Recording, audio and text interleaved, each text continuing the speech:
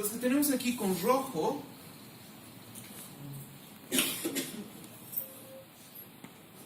son nombres de algunos lugares. ¿Bien? Y son también, corresponden las letras mayúsculas con rojo a los presocráticos.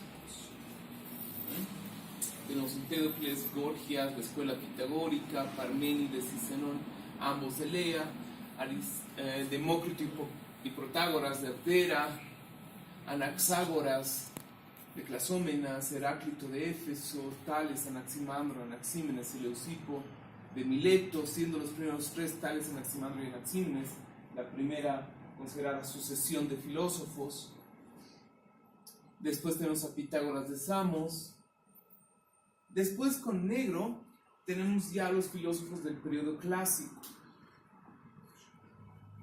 que comienzan con, bueno, no comienzan necesariamente, pero sí tienen dentro de su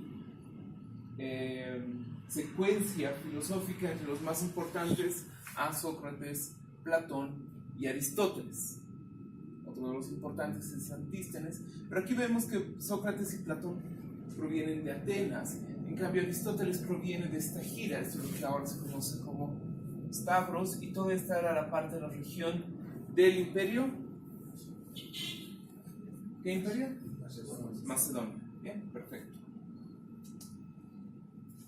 Con verde tenemos ya los pensadores helenísticos, que en gran parte vienen a ser algunos de ellos importantes discípulos de Aristóteles. Este es el caso central y específico de Teofrasto.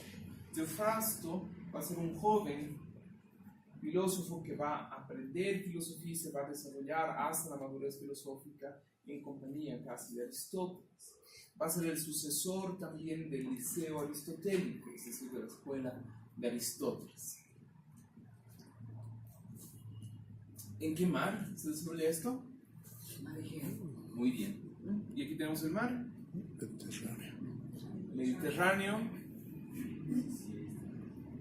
Tenemos el mar Adriático, mar Jónico, lo que se denominaba. Todo esto es Italia. actualmente, ¿no? Italia. Bien. Por lo tanto, aquí tenemos bien.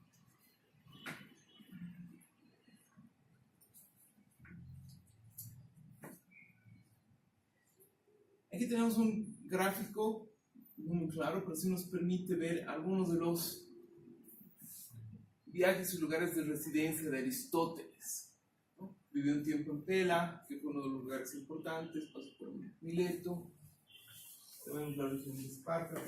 Bien, pasemos. Los padres de Aristóteles murieron cuando él era muy joven y se quedó bajo el cuidado de un tutor. Ese tutor se llamaba Próxeno. Este tutor, Próxeno, fue el encargado de inscribirlo en que estaba liderizada por perfecto. Diógenes de Laercio nos dice lo siguiente: Aristóteles se encontró con Platón a la edad de 17 años y permaneció en la escuela durante 20. Por lo tanto, ¿hasta qué edad? 17 años, ¿no? Una edad ciertamente juvenil, y se quedó 20 años estudiando todo lo que conformaba la paideia y la formación filosófica griega establecida por Platón en la academia. 20 años de estudio. Usualmente aquí nos quedamos todavía por 5 de licenciatura. O pensamos que después de los 5 años de licenciatura, pues ya sabemos todo. Este tipo de trabajo lento y cuidadoso, de largo aliento, va a ser una de las características propias de la filosofía. La filosofía es un saber que exige una larga maduración. Aunque eventualmente se puedan dar algunos saltos en la reflexión, por lo general necesita más bien un tipo de trabajo lento.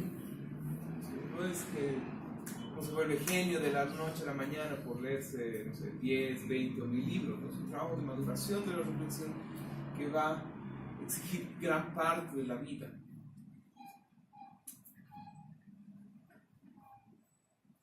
No obstante, cuando Aristóteles ingresa a la academia, Platón no estaba ya presente. ¿Por qué?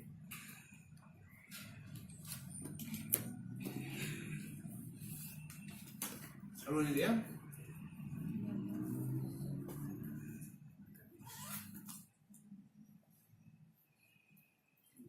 Porque Platón estaba de viaje, de turismo, de vacaciones, de estudios. No, esta vez no. Sí era muy común decir que los griegos iban a hacer estudios a Oriente, iban a estudiar con los egipcios, por ejemplo. Pero en este caso no. Platón estaba en Sicilia. Vimos eso. ¿Recuerdan qué es lo que va a hacer Platón a Sicilia?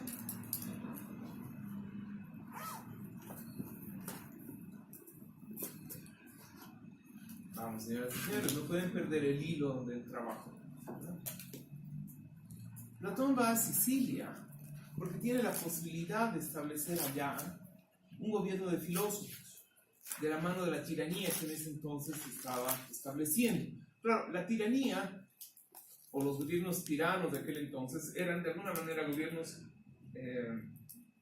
militares que duraban un cierto tiempo, a veces se prolongaba, a veces no, y que tenían la finalidad de entrar en lo que hoy día consideraríamos casi como un estado de excepción, es decir, las reglas comunes se suspenden para entrar, por ejemplo, en un proceso de guerra o en un proceso de defensa, ¿no? Entonces los tiranos entraban cuando había desórdenes políticos, desórdenes civiles, diríamos, ¿no? Hoy en día, al interior de la comunidad, o cuando se estaba entrando en un proceso de guerra, ¿no? Entonces, estos eran los tipos de tiranía. Entonces, el tirano de aquel entonces era amigo de Platón y estaba ciertamente interesado en poder establecer un gobierno de filósofos. Entonces, Platón va constantemente a tratar de establecer, con ayuda de esta tiranía momentánea, lo que había tratado de esbozar y reflexionar en la República, es decir, un gobierno justo, es decir, un tipo de gobierno en el cual cada una de las partes que conforman la polis realicen el trabajo que les corresponde por naturaleza. Y esa correspondencia por naturaleza significa una correspondencia de sus capacidades. ¿Cuáles son los tres tipos de capacidades, las tres partes de la poli, las tres partes del alma y las tres virtudes que propone Platón para el establecimiento, por ejemplo, de la justicia? Arriba, primero, siempre, junto a la cabeza o al rey, que sería, por ejemplo, el rey filósofo, sería la virtud de la prudencia. Después, en la segunda parte, que correspondería al pecho y a los brazos, al plexo solar. ¿Perdón? Bien. Y la virtud es la valentía. La valentía también la fortaleza. Tercera parte. Templanza. Para la región del vientre. Corresponde a la virtud de la templanza.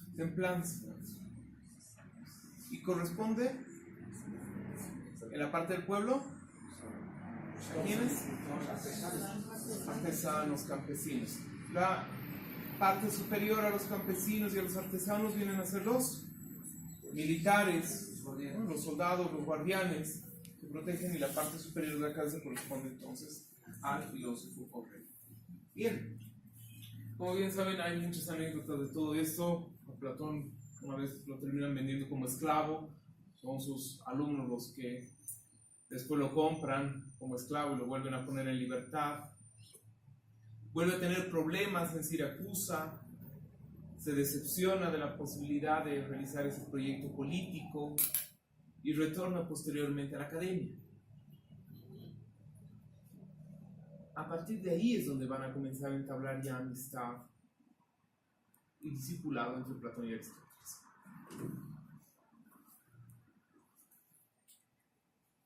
Año de fundación de la academia. ¿Qué año? ¿Por muerte? 388 a.C. Los fines de la academia tenían una finalidad educativa solamente. Bien, tenía una finalidad educativa, pero esa finalidad educativa en realidad comprendía un tipo de aprendizaje no solamente de saberes o conocimientos, sino ante todo de una instrucción ética, de una formación ética.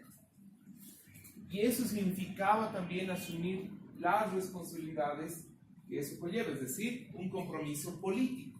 En este caso, el compromiso político, claro está, no significa de ninguna manera una adhesión a algún tipo de partido, ¿no?, como pensaríamos hoy en día, sino significa un esclarecimiento de las funciones de los estamentos políticos dentro de la polis y un trabajo en miras de la virtud, es decir, del perfeccionamiento de cada una de las actividades existentes. En este sentido, la educación no tiene que ver, por lo tanto, solo con una transmisión de saberes, sino tiene que ver con una transformación de los individuos en pos de su perfeccionamiento. ¿Por qué será tan importante la idea del perfeccionamiento en Platón y qué es lo que podrá significar?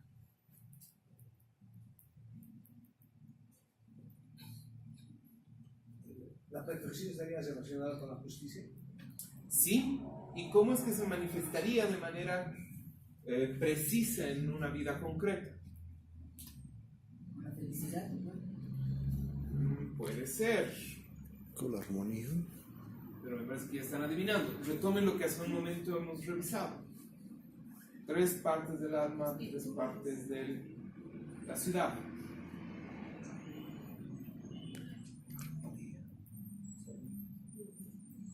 ¿Qué significará perfeccionarse de uno mismo? Significa ante todo Un equilibrio entre las tres partes. eso, y eso es armonía, y eso es hacerse virtuoso. Es decir, desarrollar la virtud que le compete a cada quien de la mejor manera posible. Esa es la idea del perfeccionamiento. ¿Por qué eso será importante para la polis? Es decir, cuando hablamos de virtud, de perfeccionamiento del individuo, hablamos, pongámoslo así, de esta dimensión ética. ¿Cómo es que eso repercute en la dimensión política? Que cuando hay armonía hay paz. Cuando hay armonía hay paz, ¿no? Cuando yo desarrollo, ¿no?, cada individuo desarrolla su virtud del mejor modo posible, actúa como debe actuar. Y al actuar como debe actuar, encuentra armonía en cada una de las partes de la polis. Es decir, yo me dedico a dar las clases y esforzarme en dar las mejores clases que pueda, y ustedes se dedican a aprender de ellas lo mejor que puedan, y esta relación convierte nuestra relación en un diálogo que nos alimenta de manera mutua, ¿no? De nada sirve que yo preparase las clases, pero ustedes se quedasen apáticos, o viceversa. Ustedes estudien, pero mi actitud sea mezquina y pobre en torno al pensamiento. En cambio, cuando comenzamos a realizar nuestras actividades, eso produce algo, una relación de estabilidad.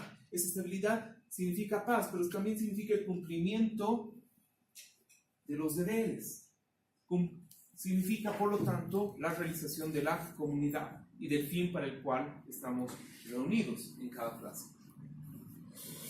Lo mismo pasa con la producción, con cuidar la comunidad y con gobernar. Si un pueblo no se deja gobernar, o el gobernante ya no quiere hacer eso, o quiere sobrepasar los límites de su gobierno, evidentemente entramos en un estado de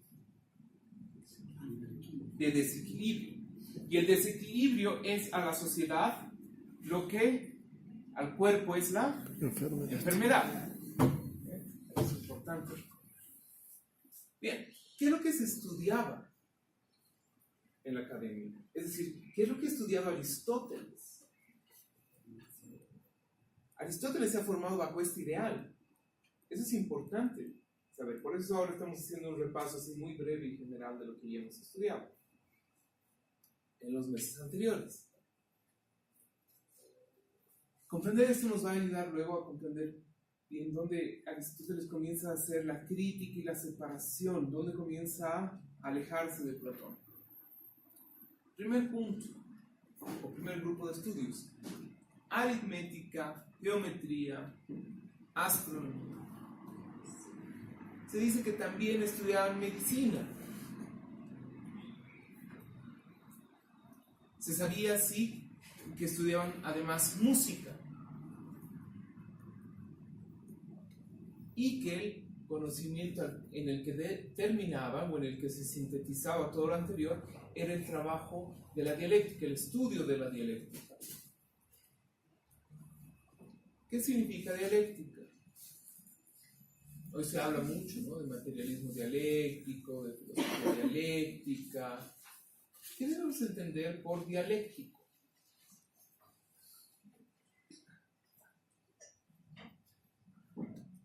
¿Qué es lo que entienden ustedes por dialéctica? O la mayoría de la gente. La mayoría de la gente, cuando habla de dialéctica, habla de cambio. ¿Qué más? Transformación. ¿Qué más?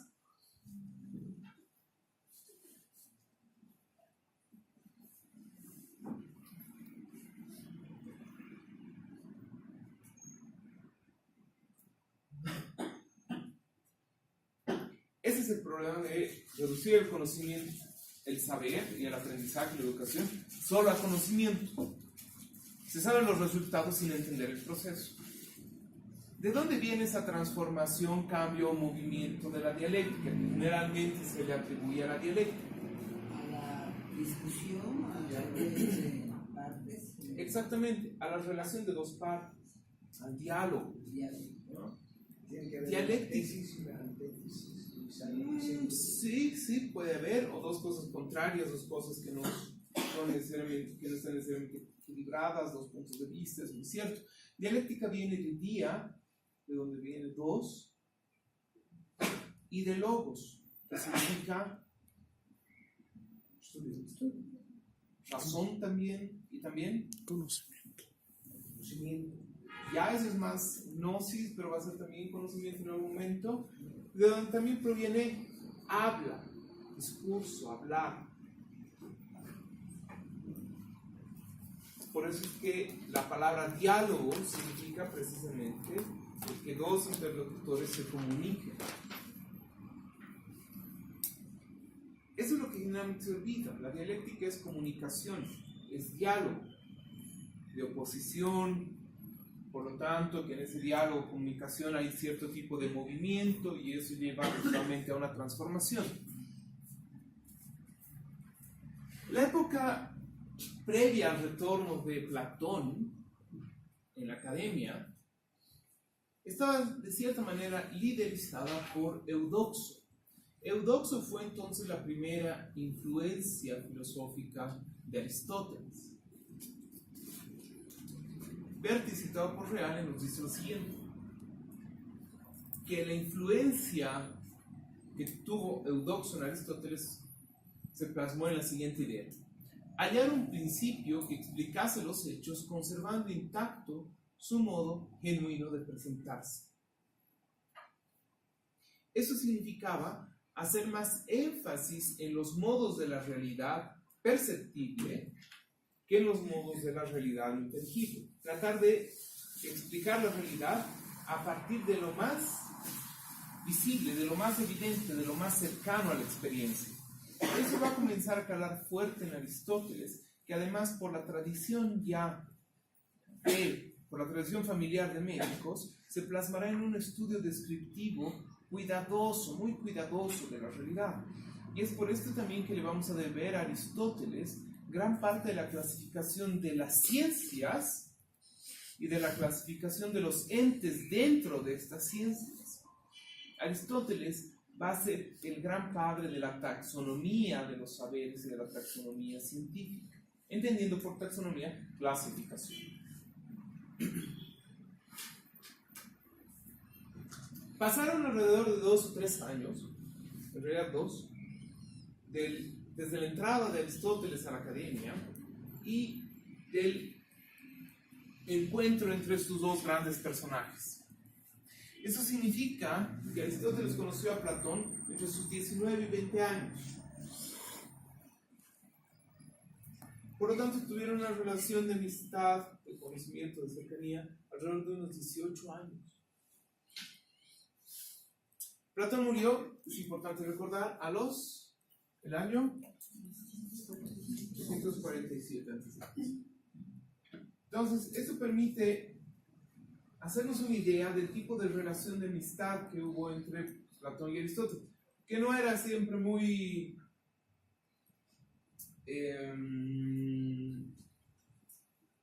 tranquila, digámoslo así. Platón reconocía en Aristóteles un estudiante muy inteligente, pero también demasiado crítico. Se dice que esas discrepancias y la claridad de la diferencia de pensamiento y de tendencias fue una de las razones por las que posteriormente Platón no legó, o no heredó, por decirlo así, la dirección de academia a Aristóteles, sino más bien a un sobrino suyo.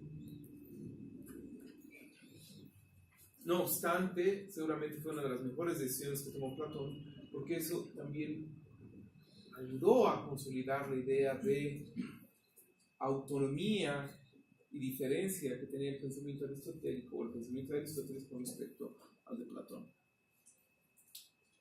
Es importante recordar que Aristóteles fue maestro de Alejandro, y esto se realizó entre el 343-342 como inicio. Tuvieron esta relación pedagógica de formación, por lo tanto, no solo de conocimiento, sino también de ética, formación política, es decir, formación de lo que hoy en día consideramos como formación humanística, ¿no? Una formación de todas las dimensiones del individuo en vista a su perfeccionamiento. Todo esto se desarrolló en el castillo de Miesa. En el 340 a.C., Alejandro se convierte en regente del reino. ¿De qué reino? Del reino Macedonio, que era considerado de cierta manera por los griegos como un reino bárbaro. La razón por la que el rey Filipo de Macedonia, el padre de Alejandro, retoma a Aristóteles como maestro de su hijo, futuro emperador de Macedonia, era no solo porque Aristóteles era macedonio, tal vez era casi es un aspecto secundario, aunque importante. La razón importante, centralmente importante, era que Aristóteles se había convertido A, en uno de los filósofos más importantes de la época, y B, uno de los filósofos, entre comillas, griegos más importantes de la época. Es decir, Aristóteles había recuperado toda la tradición griega, platónica y socrática para llevarla a un nuevo nivel de comprensión. Esta cultura griega es la que le interesaba rescatar al rey Filipo, porque se daba cuenta que metiendo militares en Atenas, matando a gente en Atenas, llevándose en cofres las vasijas, las estatuas y esclavizando a los atenienses, lograba todo lo contrario de su objetivo: dominar Grecia. Y no dominaba Grecia porque Grecia se había establecido como un pueblo libre, como un pueblo autónomo, productor de cultura. Y entraba en la paradoja: él quería dominar a los griegos, pero dominarlos significaba destruirlos o jamás tenerlos. Entonces, lo que hace el rey Filipo es pedir a Aristóteles que eduque a su hijo, Alejandro, como si fuese un griego, con la mejor cultura posible. Y de esa manera, lograr dominar a los griegos no solamente con el peso de las armas, sino también con la fuerza misma de su propia cultura. Y es lo que va a lograr posteriormente. Y esa fuerza de combinación de las armas con la cultura griega va a ser la que va a restablecer luego la era imperial, que va a ser base y cuna para ese ideal posterior del imperio romano. Un imperio que se expande no solamente por la fuerza bruta y bárbara de la fuerza, sino además por la fuerza de la educación y de la unificación de las nuevas colonias en torno a un centro político y cultural.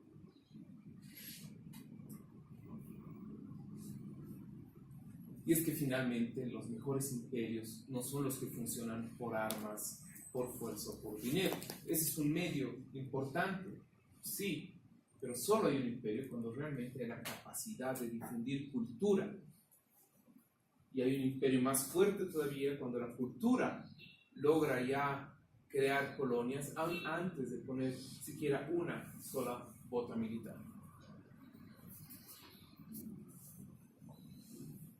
Entre 335 y 334, Aristóteles retorna a Atenas. Para eso tenía ya 50 años. Era ya el filósofo más reconocido de la época, uno de los más importantes, pero al mismo tiempo uno de los filósofos sin escuela propia. Aristóteles en Atenas era un meteco, es decir, un extranjero, y por lo tanto no tenía derecho a comprar terrenos, ni tampoco tenía verdadera propiedad sobre los inmuebles. ¿Qué es lo que hace? Funda su escuela en un gimnasio público. Los gimnasios no eran solamente para hacer pesas, ¿no? La gente iba, conversaba un poco, era gente que se reunía para perfeccionar el cuerpo, pero también, por decirlo así, el espíritu. De esta manera, fue que Aristóteles fundó el Liceo. ¿Por qué ese nombre? El nombre del Liceo proviene del dios Apolo Licios, ¿no? Que era el dios que estaba cercano a este gimnasio. Es más, el gimnasio se había establecido en la región donde estaba la estatua y por lo tanto era un terreno que correspondía a ese dios.